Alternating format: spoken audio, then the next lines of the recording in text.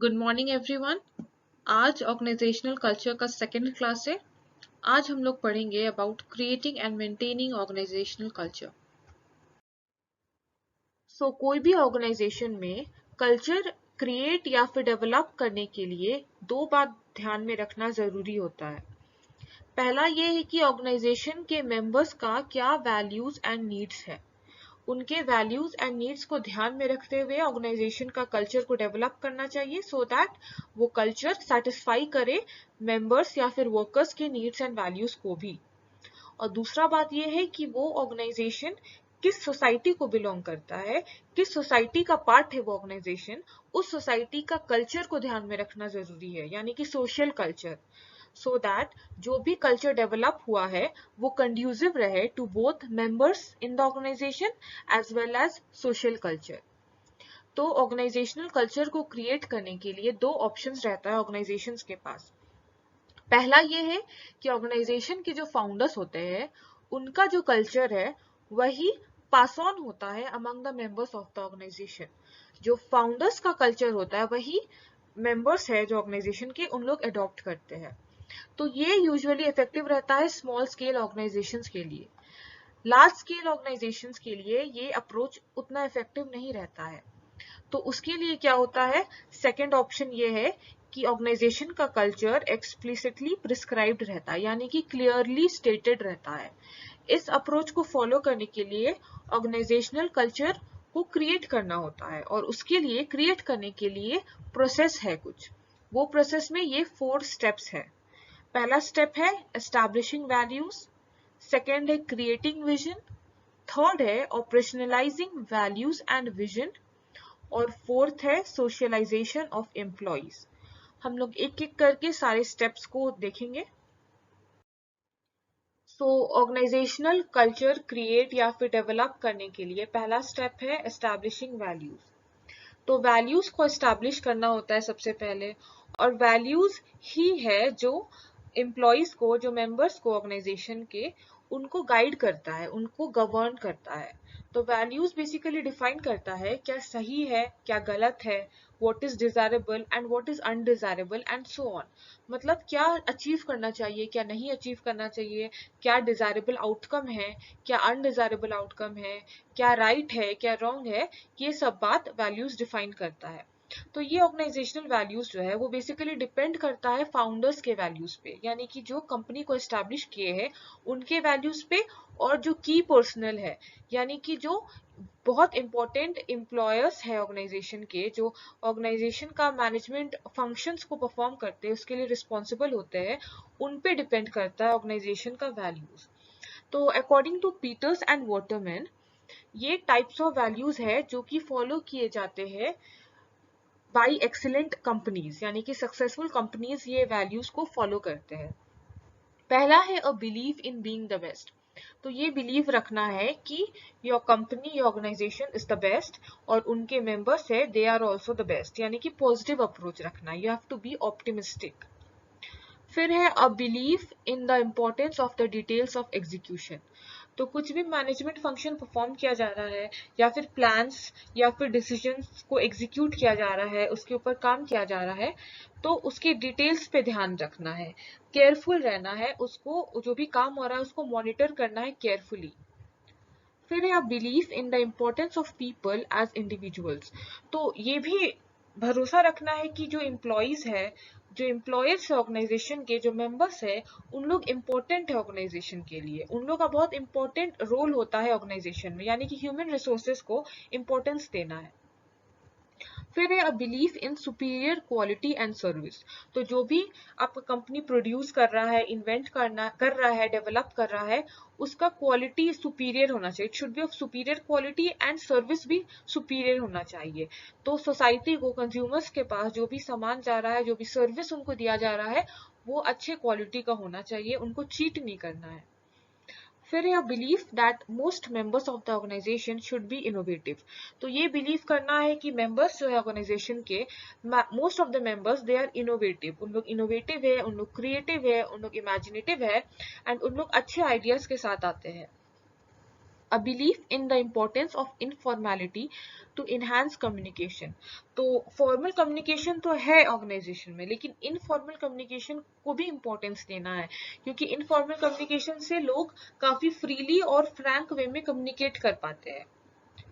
फिर है a belief in and recognition of the importance of economic growth and profits. तो ये ध्यान में रखना है कि इकोनॉमिक ग्रोथ और प्रॉफिट्स कितना इंपॉर्टेंट है कोई भी ऑर्गेनाइजेशन के लिए. सेकेंड स्टेप है क्रिएटिंग विजन. तो कोई भी ऑर्गेनाइजेशन का विजन क्लियर होना चाहिए. विजन क्या होता है? Vision represents the imagination of future events.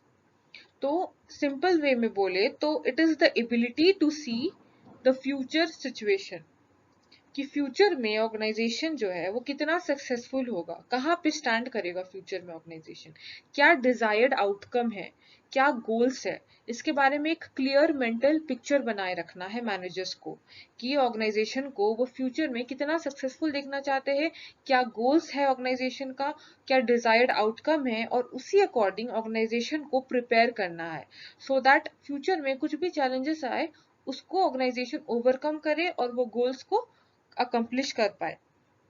तो कोई भी कंपनी अगर विजनरी होगा तो उनके ये सारे फीचर्स होंगे. पहला है a visionary company holds a distinctive set of values from which it does not deviate. तो उनका जो वैल्यूज है वो डिफरेंट एंड क्लियर रहेगा और वो उस पे उन लोग फोकस्ड रहेंगे, डेविएट नहीं होंगे. It expresses its core purpose. तो विजनरी कंपनी का जो मेन ऑब्जेक्टिव है, जो गोल्स है, वो क्लियरली डिफाइंड रहेगा. It develops a visionary scenario of its future and decides actions accordingly. तो उनका जो विजन है वो क्लियर होगा, जो गोल्स है, जो डिजायर्ड आउटकम है वो क्लियर होगा एंड उसी अकॉर्डिंग उन लोग डिसीजंस लेंगे एंड एक्ट करेंगे, सो दैट वो गोल्स को उन लोग फुलफिल करे, अकम्प्लिश कर पाए. फिर है thus vision is derived from values that have been set at the first step of creating organizational culture. तो विजन जो है वो डिराइव किया जाता है फ्रॉम वैल्यूज. वैल्यूज जो कि डिफाइन किया गया था फर्स्ट स्टेप में ऑफ क्रिएटिंग ऑर्गेनाइजेशनल कल्चर, उसके बाद ही वैल्यूज से ही डिराइव किया जाता है विजन को. तो a good vision defined in a proper way helps the organisational members in several ways. तो कोई भी ऑर्गेनाइजेशन में अगर विजन है वो प्रॉपरली डिफाइंड रहेगा तो ऑर्गेनाइजेशनल मेंबर्स को इन तरीके से हेल्प होगा. पहला है इट इंस्पायर्स एंड एक्सिलरेट्स देम. एक्सिलरेट्स का मतलब है मेक देम हैप्पी. तो अगर गुड विजन रहेगा डिफाइंड कोई भी ऑर्गेनाइजेशन में तो it will inspire the organisational members and make them happy. It helps in a creation of a common identity and a shared sense of purpose. तो यहाँ पे उन लोगों का पर्पस क्लियर होगा क्योंकि उनको पता है विजन क्या है, क्या इमेजिन किया हुआ है ऑर्गेनाइजेशन के बारे, ऑर्गेनाइजेशन के फ्यूचर के बारे, कि ऑर्गेनाइजेशन का क्या गोल्स है, क्या डिजायर्ड आउटकम है, तो उसी अकॉर्डिंग उन लोग काम करेंगे. तो इसके वजह से उनका जो ऑब्जेक्टिव्स है वो क्लियर रहेगा और सभी मेंबर्स को पता रहेगा क्या ऑब्जेक्टिव है, वो कॉमन रहेगा एंड शेयर्ड रहेगा. नेक्स्ट है it creates competitiveness, originality and uniqueness. तो विजन क्लियर रहेगा तो ये कंपटीशन का भावना बढ़ाएगा. ओरिजिनलिटी रहेगा, किसी और कंपनी का डिसीजन को कॉपी नहीं करेंगे, इसमें अपना खुद का ओरिजिनलिटी रहेगा एंड यूनिकनेस रहेगा. It fosters risk taking and experimentation. तो गुड विजन इनकरेज करता है रिस्क टेकिंग भी और एक्सपेरिमेंटेशन भी. It fosters long term thinking. तो ऑब्वियस सा बात है, आप फ्यूचर के बारे सोच रहे हैं, ऑर्गेनाइजेशन के फ्यूचर के बारे सोच रहे हैं और उसी अकॉर्डिंग ऑर्गेनाइजेशन को प्रिपेयर कर रहे हैं चैलेंजेस को ध्यान पे रखते हुए, तो ऑब्वियस बात है ये लॉन्ग टर्म थिंकिंग है, फ्यूचरिस्टिक अप्रोच है.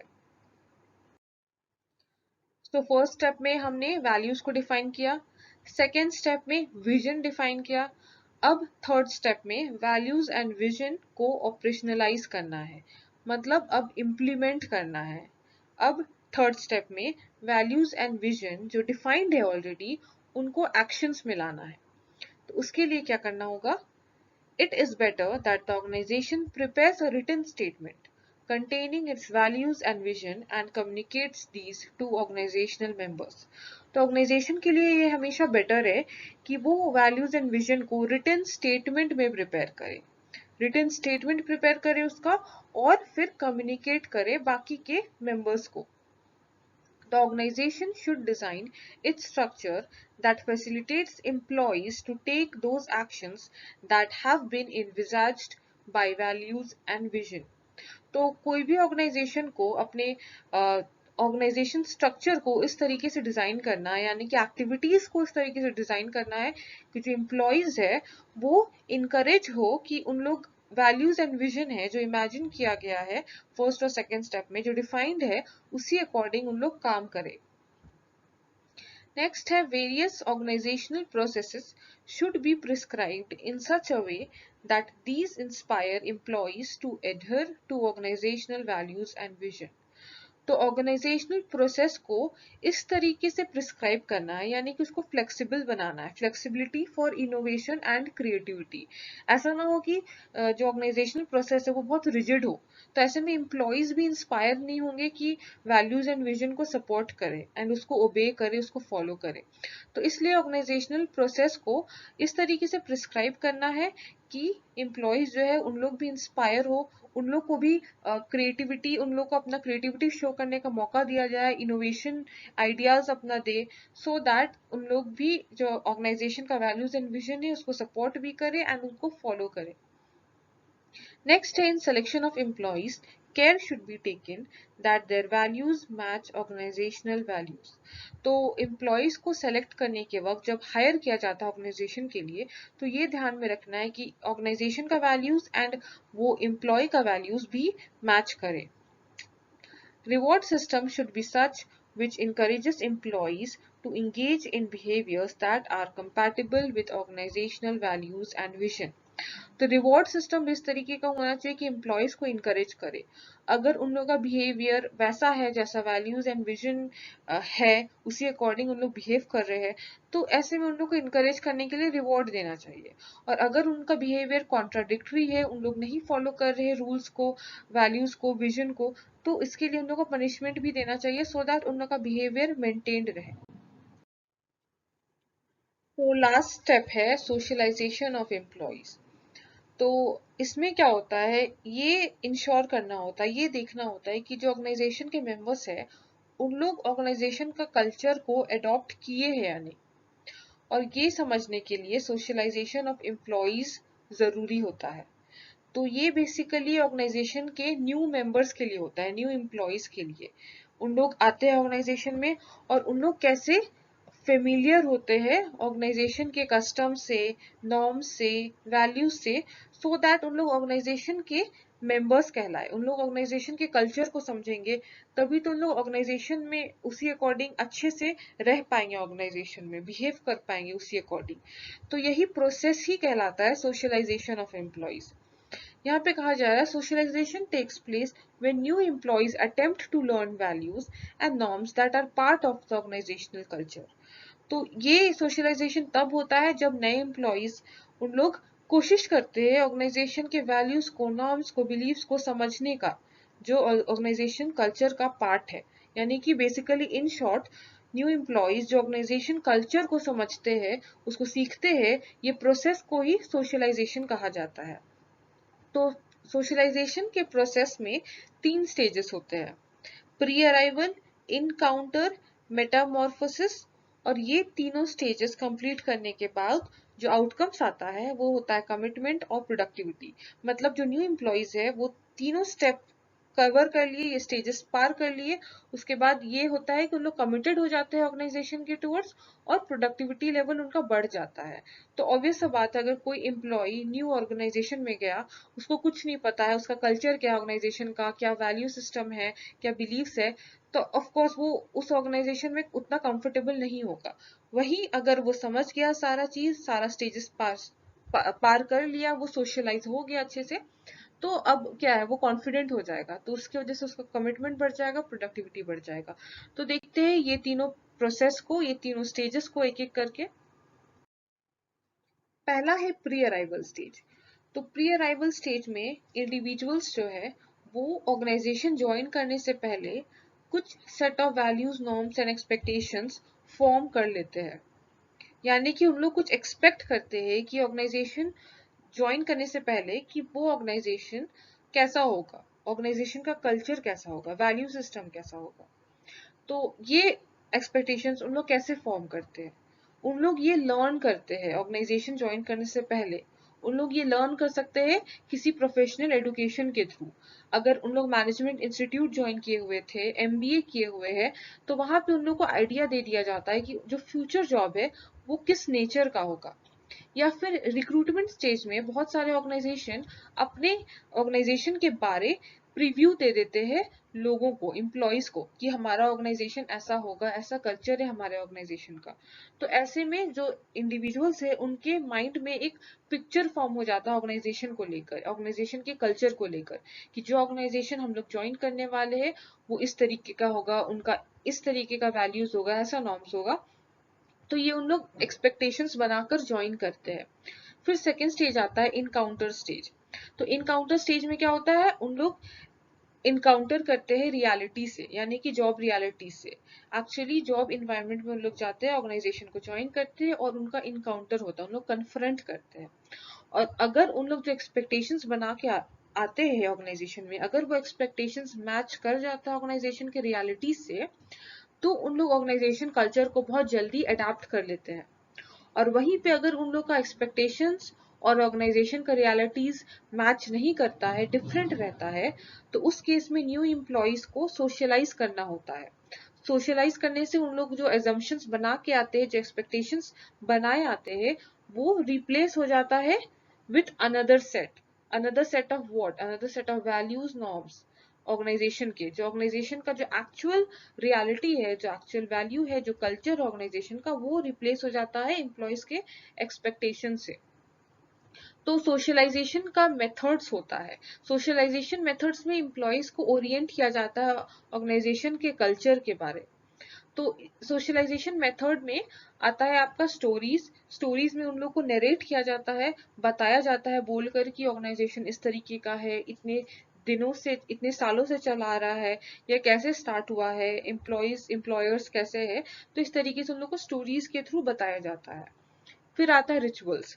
रिचुअल्स यानी कि कोई भी एक्टिविटीज अगर रिपीट हो रहा है, तो जो न्यू एम्प्लॉय है वो देखकर समझते हैं कि अच्छा ऐसा है यहाँ का कल्चर। अगर कोई ऑर्गेनाइजेशन कुछ इवेंट किया है और उस इवेंट में कोई, उन लोग का ये मकसद है कि जो टॉप परफॉर्मर्स है उन लोग को अप्रिशिएट किया जाए, उन लोग को रिवॉर्ड दिया जाए, तो न्यू एम्प्लॉय ये चीज देखता है और ये समझता है कि अच्छा हाँ, यहाँ का ये रिचुअल है, इस तरीके से ऐसा किया जाता है।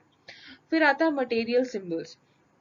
तो मटेरियल सिंबल्स कुछ भी हो सकता है मटेरियल रिलेटेड, जैसे कि हो सकता है कि यूनिफॉर्म कैसा है, डिपार्टमेंट वाइज अलग अलग यूनिफॉर्म है, इस तरीके का पहनना है, कपड़ा पहनने का स्टाइल है, इस ऑर्गेनाइजेशन का ऐसा कल्चर है। या फिर कैबिन्स इस तरीके से अलॉट किया जाता है, इस पोजीशन का इतना बड़ा कैबिन, कम लोअर मिडिल लेवल वालों का छोटा कैबिन, इस तरीके से।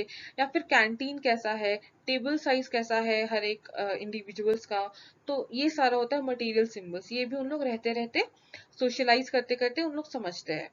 फिर आता है लैंग्वेज, कि ऑर्गेनाइजेशन में किस तरीके का लैंग्वेज यूज होता है। तो बहुत बार ऐसा होता है कि ऑर्गेनाइजेशन डेवलप करते जाता है, यानी कि बहुत लॉन्ग टर्म के लिए ऑर्गेनाइजेशन है, तो उन लोग यूनिक टर्म्स भी डेवलप करते हैं, सो दैट, जैसे कि सप्लायर्स को किस तरीके से डिस्क्राइब करना है, कस्टमर्स को, ऑफिस इक्विपमेंट्स को।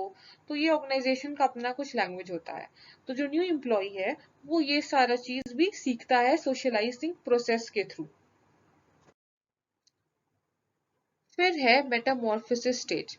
तो ये बेसिकली कंप्लीशन फेज है या फिर फाइनल फेज है ऑफ द सोशलाइजेशन प्रोसेस। यहाँ पे जो न्यू एम्प्लॉय है वो अब पूरी तरीके से अक्वेंटेड या फिर फेमिलियर हो जाता है ऑर्गेनाइजेशन के कल्चर से, वो एडजस्ट हो जाता है ऑर्गेनाइजेशन के वैल्यूज एंड नॉर्म्स से। तो ये सारे फीचर्स है जो इंडिकेट करते हैं कि सोशलाइजेशन प्रोसेस वो कंप्लीट हुआ है या नहीं। अगर हुआ है तो ये सारे फीचर्स रहेंगे। पहला है feeling of competence in the new employ for the job. तो अगर न्यू एम्प्लॉय ये प्रोसेस को कंप्लीट कर लिया है, तो अब वो एम्प्लॉय में फीलिंग ऑफ कॉम्पिटेंस आ जाता है, यानी कि वो एम्प्लॉय को ये फील होने लगता है कि वो अब पूरी तरीके से इफिशिएंट है टू परफॉर्म हिज और हर जॉब। फिर है feeling of commitment to the organisation. तो अब उसमें फीलिंग ऑफ कमिटमेंट आ जाता है, अब उसको लगता है कि हाँ, वो 100% दे सकता है ऑर्गेनाइजेशन के टूवर्ड्स, क्योंकि अब उसको कल्चर के बारे पता चल जाता है ऑर्गेनाइजेशन का, किस तरीके से क्या होता है। तो अब उसको फीलिंग ऑफ कमिटमेंट आ जाता है वो एम्प्लॉय में। फिर है फीलिंग कॉन्फिडेंट अबाउट हिमसेल्फ। तो ऑब्वियस सा बात है, अगर आप कोई न्यू प्लेस में जाएंगे, आपको कुछ पता ही नहीं है उस जगह पे क्या होता है, कैसे होता है, क्या कल्चर है वहाँ का, तो आपको कॉन्फिडेंट फील नहीं होगा। वहीं पे अगर आप सब चीज जान जाएंगे उस ऑर्गेनाइजेशन के बारे, उस कंपनी के बारे की, क्या कल्चर है वहाँ का, क्या चीज कैसे फॉर्मुलेट होता है, कैसे डिसीजंस लिया जाता है, एक्टिविटीज कैसे होता है, तो आप कॉन्फिडेंट हो जाएंगे। तो वही है, न्यू एम्प्लॉय भी अगर पूरी तरीके से फेमिलियर हो गया, एडजस्ट कर लिया ऑर्गेनाइजेशन के वैल्यूज से, नॉर्म से, बिलीफ से, उसके ओवरऑल कल्चर से, तो अब वो कॉन्फिडेंट भी फील करने लगेगा। तो ये सारे फीचर्स थे ऑफ द मेटामॉर्फोसिस स्टेज, और ये 3 स्टेज थे ऑफ द सोशलाइजेशन प्रोसेस। आज के लिए इतना ही। So thank you everyone.